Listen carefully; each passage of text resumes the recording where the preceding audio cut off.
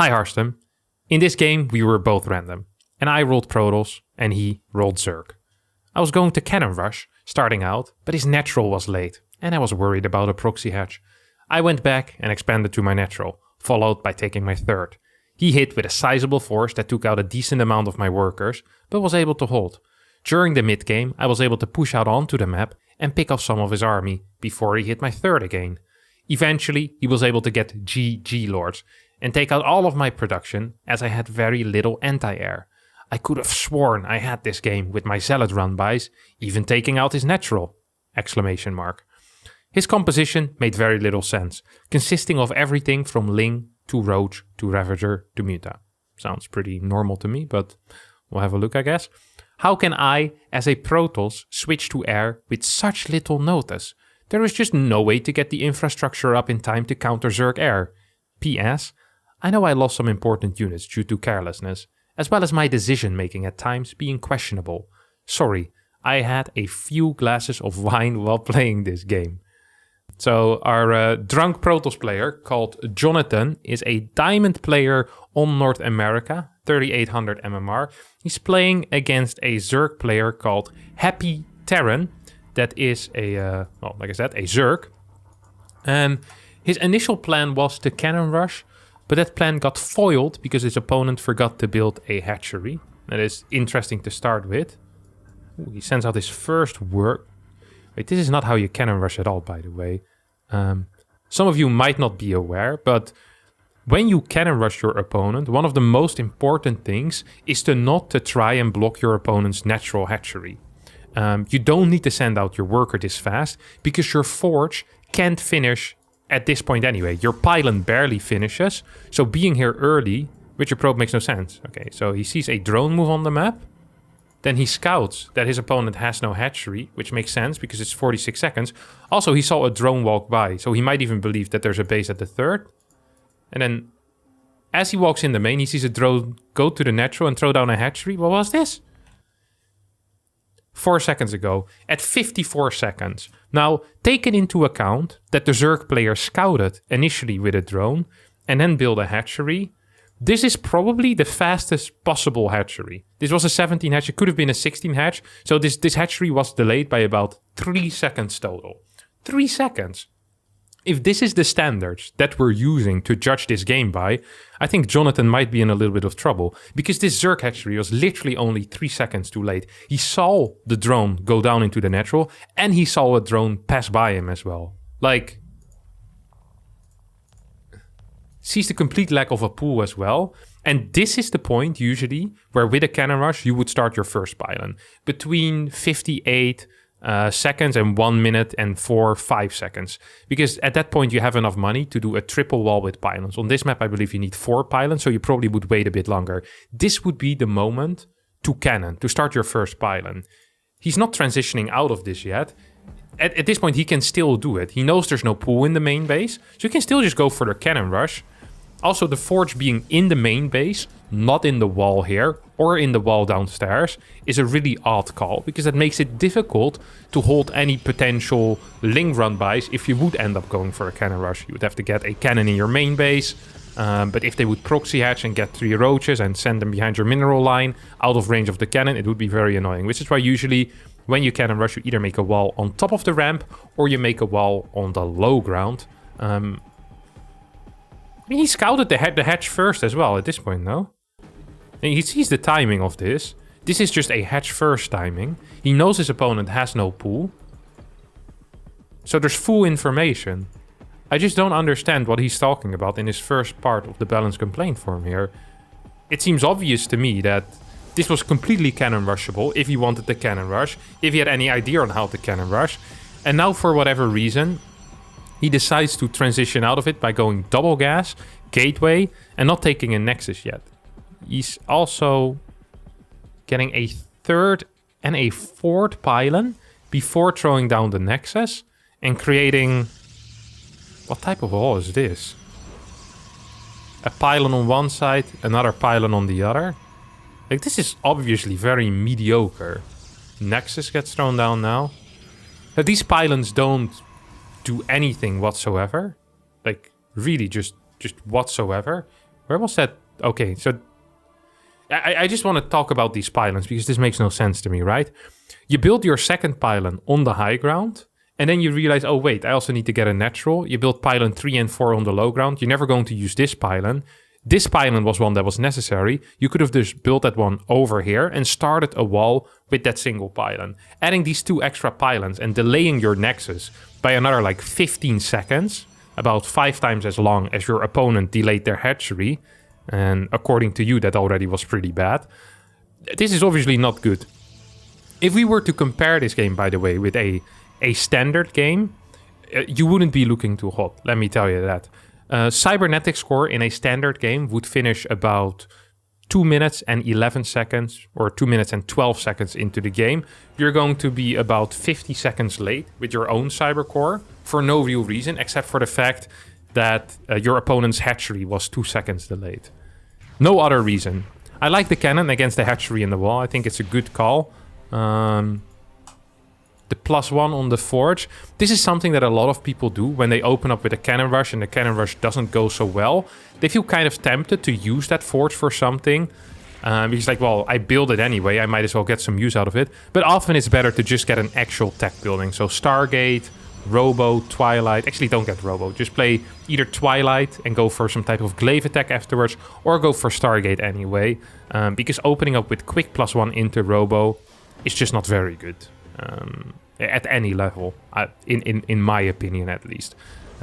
I understand if you don't agree, we can talk about that, but I think in general, starting with a quick +1 off of a failed cannon rush usually just gives your opponent a lot of time to prepare for something, because the +1 isn't super useful in any type of scenario except maybe an Immortal all-in, and the +1 just gives your opponents more time to prepare for such an Immortal all-in. So even in that case, I don't think it's too good. There's really no scenario in which I believe that the fast +1 is going to help you out too much. So we should skip that in the future. You go into 2 more gateways on the low ground as well. Another pylon being added, as you currently only have 20 supply available. So that definitely is a necessity here, that pylon. I like that. +1 is being researched. You're not starting at Twilight. Like, if you're going to rush into upgrades, it's important that your upgrades can continue the moment that your first upgrade finishes, right? Otherwise, you're rushing out this +1, but you don't really look to be hitting a timing with a fast +1. Whenever you're investing heavily into whether that be Blink, Glaives, a +1, you always gotta ask yourself, hey, what is the point of this? I'm dedicating a... Wait, what you going? Armor? Armor's really bad against Zerg. It's another rule here. We don't get armor against Zerg. We get attack upgrades against Zerg, and maybe eventually we get shield upgrades if we have a lot of Archons, or if we get air, but don't get armor upgrades. Anyway, what I was going to say is that whenever you're getting upgrades, you either want to continuously be building upgrades if you're investing in them early. So you get your +1, fast Twilight Council, then you get your +2. That just makes a lot of sense. What doesn't make a lot of sense is that you rush out your +1, and then you can start your +2, so you have to start armor, which is useless. And you're also not hitting a tight timing with this. Like, if you were hitting with charge and +1 and a prism across the map right now, then the +1 at least would have some use, as you're using it in the fight at that moment. But right now, you rush something out, and you dedicated a lot of resources to it. You dedicated Chrono Boost into it. You probably delayed your third base for it as well. And it doesn't give you anything right in this moment. So you're basically went for a timing, except you're not doing anything with that timing. Yeah, it's sending an invitation letter to all of your friends to meet at 6 p.m. In front of your house, and then when they all show up, just open your window, you give them the finger, then you go back inside. Trust me, they won't remain your friends for very long. I have tried. Third base is going to get built here. Also way too late, of course. It really doesn't have any major use here. Going into charge, your scouting is, well, abysmal, to be quite honest with you. This observer has only spotted the creep so far. If you do open up with a build like this, I'd suggest getting a fast sentry, which you actually did, and then using an hallucination for a quick scout around the base. One of the main things you want to be fighting against, or you want to be looking for, is the amount of gases and whether your opponent has a spire or not. Because if you open pure ground, or so no Stargate opener, and you're not going into Blink, Mutalisks are the biggest threat that could potentially hurt you, and it's important for you to know how much gas there is. If you see 6 extractors being thrown down already, and you see no roaches and just pure links, you could kind of put 1 and 1 together and be like, hey, where's all that gas that he's mining going? Then he's probably saving that up either for a crap load of banelings, or he wants to go into some type of Mutalisk. This time that's not the case. Instead, it's just going to be a Ravager Roach army. It's of relatively low gas. Your opponent doesn't have that many workers, which is also important to figure out. Often when... So the way that Zerg functions, Zerg always wants to get all of their minerals first. They always want to do that. So ideally, Zerg players, they saturate 3 mineral lines worth of minerals. So 16 over here, 16 over here, and 16 over here. And then they start adding the extra gases. That is the most optimal way for Zerg to play them. They can get a forward base, they can start saturating those gases all because they have more money and or more minerals. And minerals are the only way to create more economy. Drones cost minerals, queens cost minerals, extractors cost minerals, hatcheries cost minerals, etc., etc. Okay? So if you see very quick extra gases and not that many drones, that probably means he wants to be aggressive because he's stacking into something without a lot of economy. If you would have scouted this, which of course you kind of did with this observer, you see no gases here, you saw a low drone count, you could have used the hallucination to maybe scout that there's no gas over here either. I always tell myself that if I am up in gases against a Zerg player, that is a good timing to start building batteries and cannons, because it most likely means that the Zerg player is going to attack you if you have more gases than the Zerg player at that moment. And also just more workers than the Zerg player at that moment. And right now you're about equaling gas. You have the same amount of workers. You also could, of course, scouted his army. That would have been helpful as well.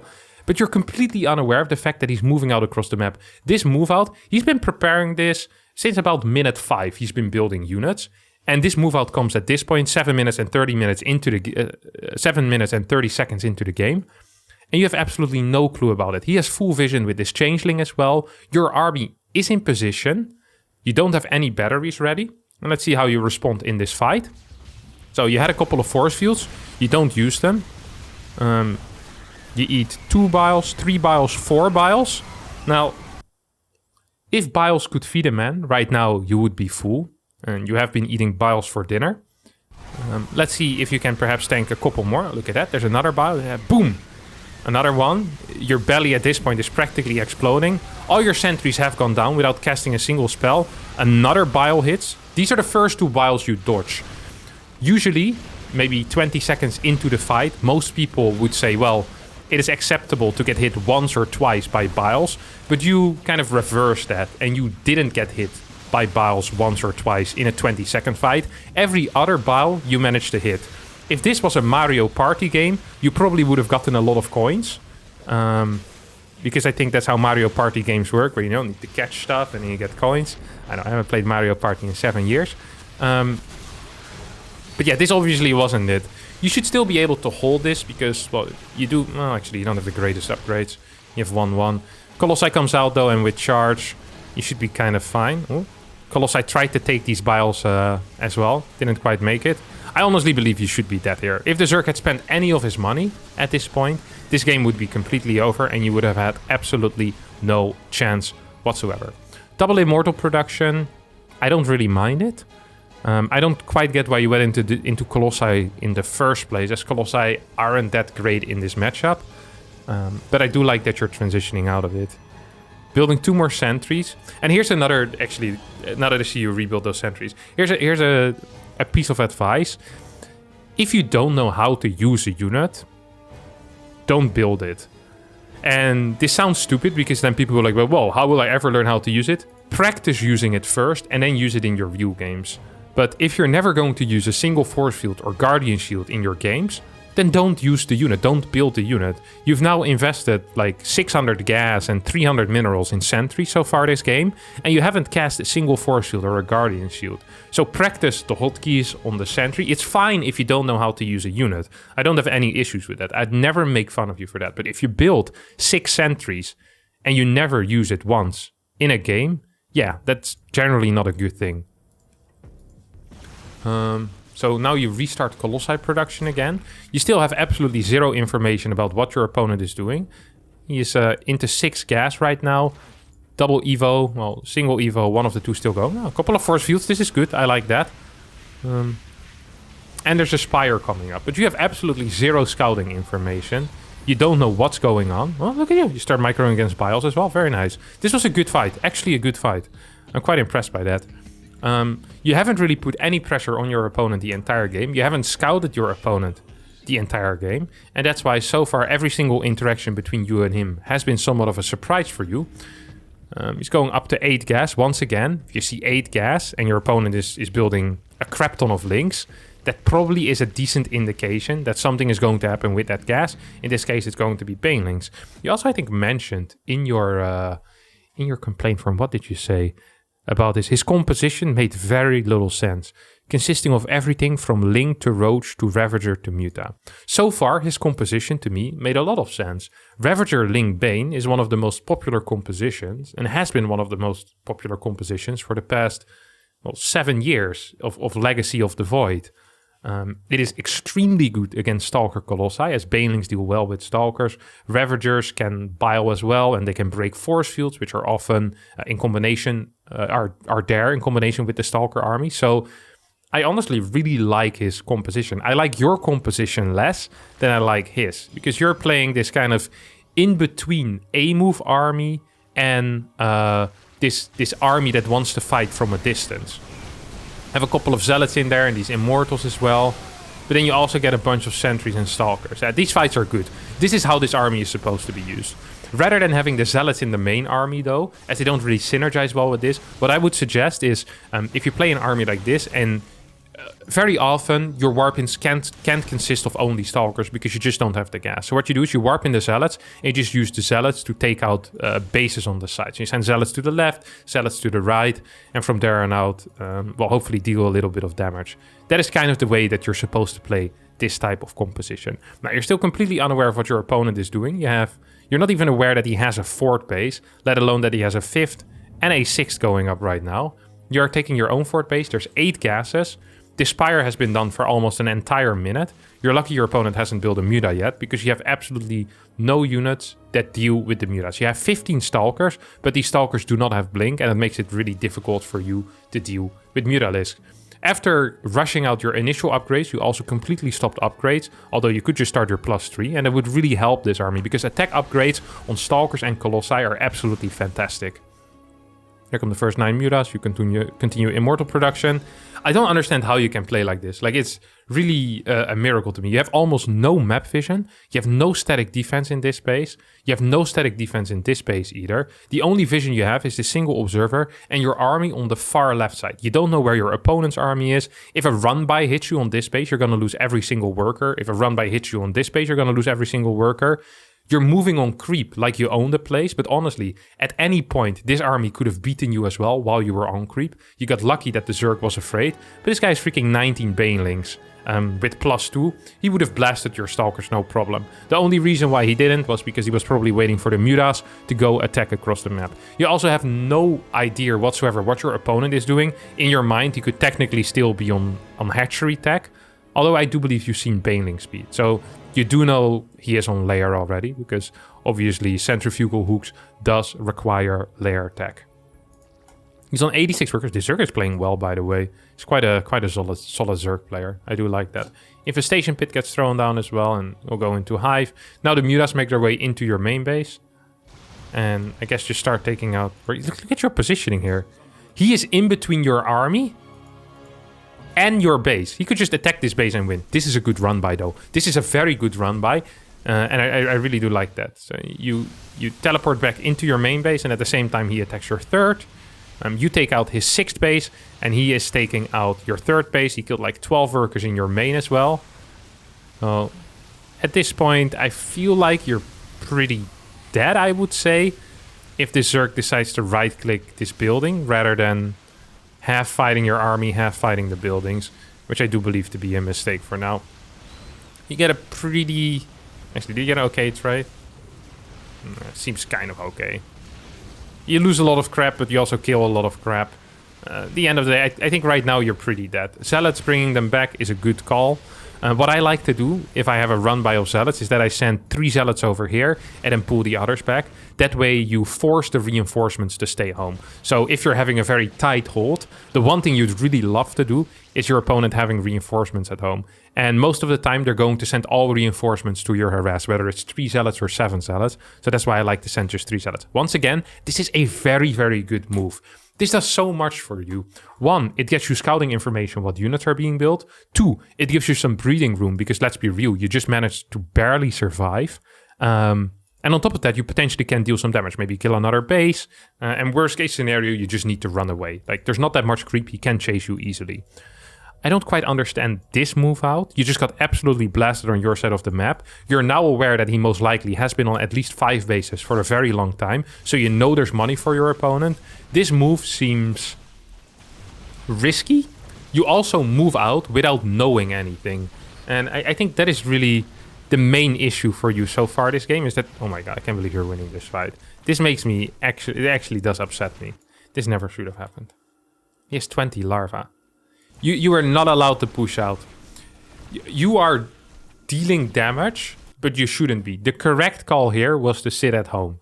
And I absolutely hate it when people make the incorrect call and it pays off because their opponent forgot to hold down the roach button. If this guy had built 20 roaches like he should have, you would have absolutely died. Now you can say, well, at lower level, this is a good move, but that's not correct. This is always a bad move. What you could have done is just send your zealots across the map because zealots are quick at pulling back and attacking. That way you keep all your high value targets at home, your immortals, your colossi, even your stalkers. And if there's nothing there, if your opponent is bad and didn't build anything, your zealots will kill a base and will kill everything. However, if there is stuff there, you can just pull back the zealots and your situation is still fine. That way you get the best of both worlds. You got very lucky and that's not allowed. I despise you for it. So don't do that again. +3 being researched, good call. I don't really like the colossi that is being built here for the simple reason that you've seen that there's like 12 corruptors. This is kind of like starting a colossi transition while your opponent has 16 useless Vikings. It's like, it just doesn't make much sense. He already has the counter ready, and you are still kind of tacking into that colossi count. Like, these colossi are also going to get taken out. Now your third colossi is going to show up and is also just going to die. What do you think was going to happen? Like, what is the best case scenario that happens here? That he sees the recall animation and he thinks, oh, he's recalling, let me just go away. Like, there's not a second here in which he can't attack the colossi.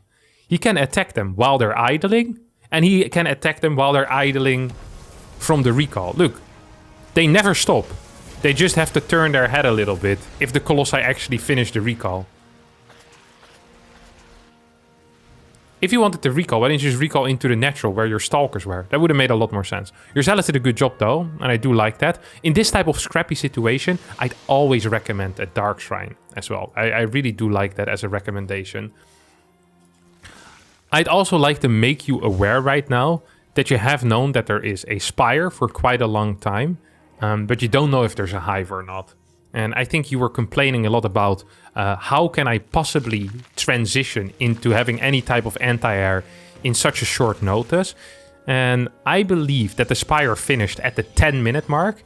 And this is the first time that you're starting some type of investment into your anti-air with the blink. The first time. And even now you're not chronoing it. You're just still taking it slow. You've seen that there was 10 mutants. Now you see 10 corruptors. You have no clue what your opponent is doing tech-wise. Whether there's a greater spire. He built 2 spires.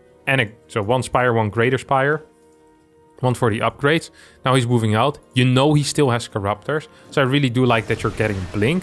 I still feel like that's a little bit late. Once again, you get caught halfway on the map. And I just kind of want to look at this. Like, if you don't have a reason to be on the map, you shouldn't be on the map. This is a little bit like in World War I, you know, when you had all them trenches and stuff. If there was no good reason to pop your head above the trench, you'd stay in the trench. That's what you make the trenches for. You should be standing next to a nexus with a battery, unless you have a goal while being on the map, or you want to achieve something, whether that is a distraction or sending some zealots around, then that's fine. But what could possibly be your goal at this point? You know your opponent has freaking 10 corruptors, and you also, well, I'm not quite sure if you know, but you should have known that there's also an army that's probably twice the size of yours on the ground. What is the point of being here right now? There's no point. You should have been defending. You're mining, you have good upgrades, you need to be spending your money right now and sending out zealot run-bys to try and pray that your opponent never attacks you and that he stays busy with chasing zealots all around the map.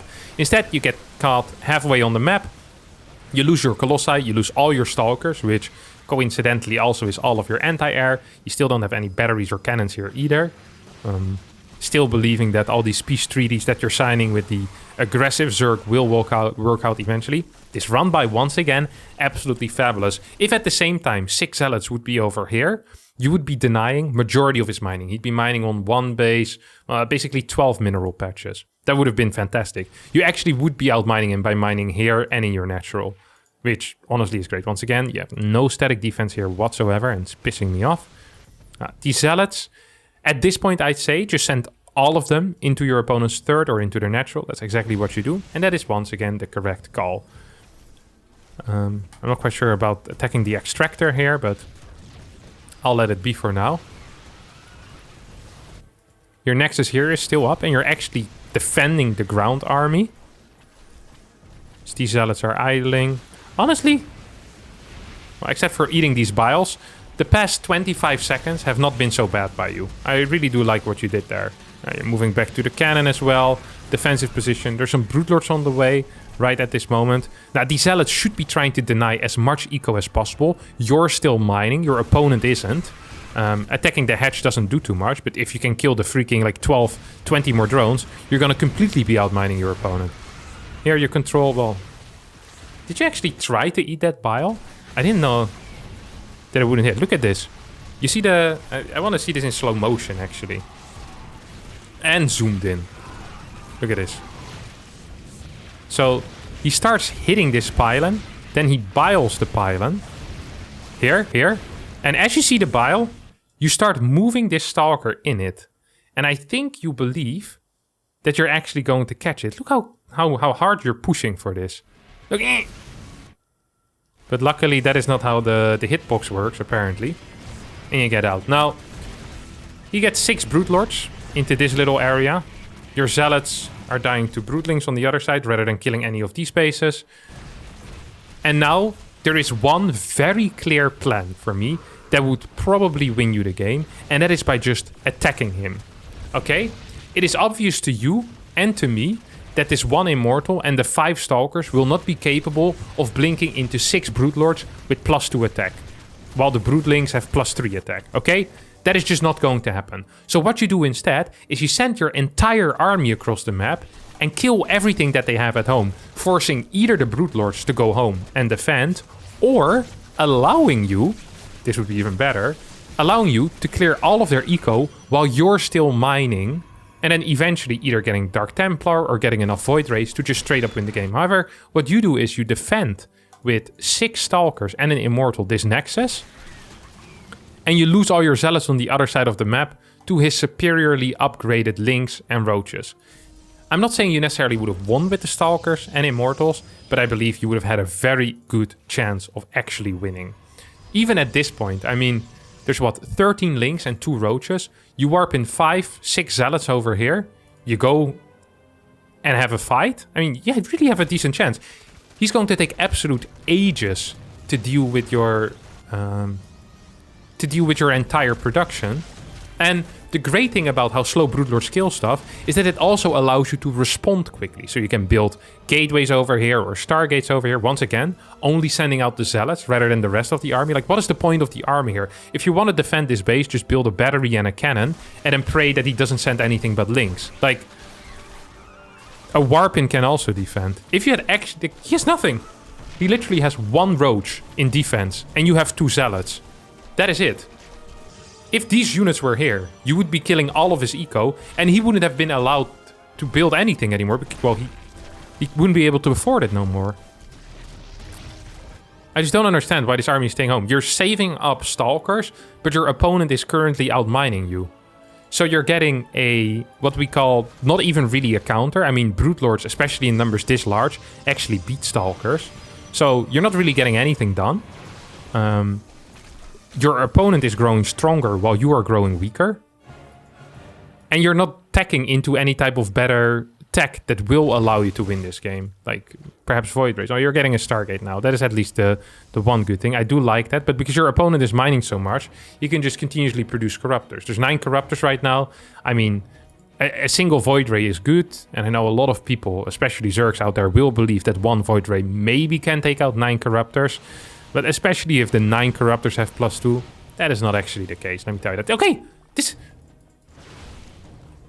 Why aren't we continuing with this and warping in 4 more Zealots? Why didn't we do this half an hour ago? Taking out this base and this base. I don't understand it.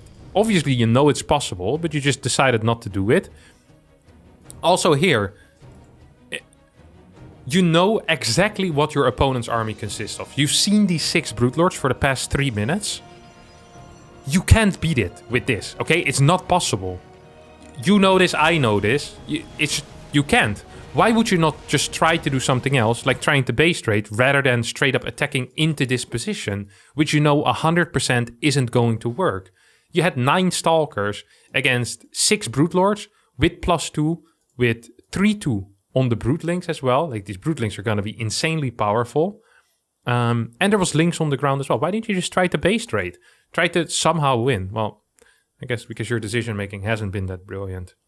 Maybe just a little bit impaired because of these glasses of wine that you had been drinking. Let's just try to break this down, okay, into a few, bite-sized chunks here. So the first part is the opener and the build order. You kind of scolded your opponent for having his hatchery 3 seconds late, and then you completely overbid that by delaying your own cybernetics core by 50 seconds. Your early game really was quite terrible. Also, if you're going to cannon rush, obviously, Pylon and the Forge both should be downstairs or on top of the ramp. So that also was a mistake. You end up throwing down 4 Pylons before your own Nexus. You go into +1, into 4 gates, into a Robo, and then armor upgrade.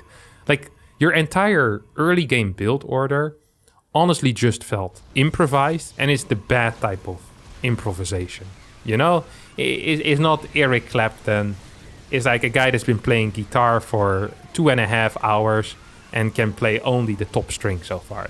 It's not gonna sound very good, my friend. And this also didn't look very good, let me tell you. If you don't know what you're doing in the early game, there is no shame in admitting that and just copying something from someone else. This is not like copying homework. Well, it kind of is, but I'd rather have you copy someone else's homework than make up your own garbage. Or just copy the history book or whatever if you're in history class, rather than making up your own history, because that's kind of what you're doing here. It just doesn't feel right. So for the build order, you're gonna get a massive that ain't it, chief. And that's not a positive thing when it ain't it. Secondly, your map vision and your overall scouting was, I think unrateable, as it was completely non-existent.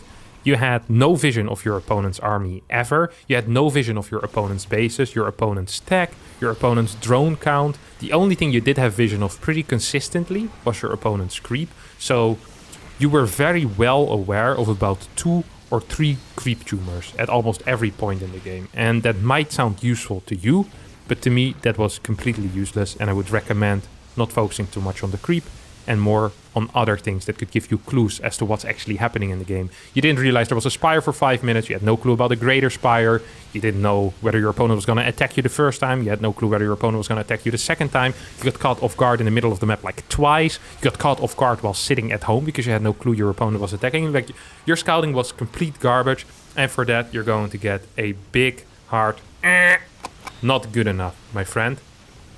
Your macro overall, I actually didn't pay too much attention to it, but it felt fine. You were spending your money reasonably well, better than your opponent at most points. But because your eco was so much worse and your entire build order sucked, it didn't really seem to matter. But for your macro, you'll barely pass. For that, I'll give you like one of the sideway ones, you know, and not the surfer sideway ones. Where it's like that's cool, but more like yeah, it's all right, but it's not brilliant.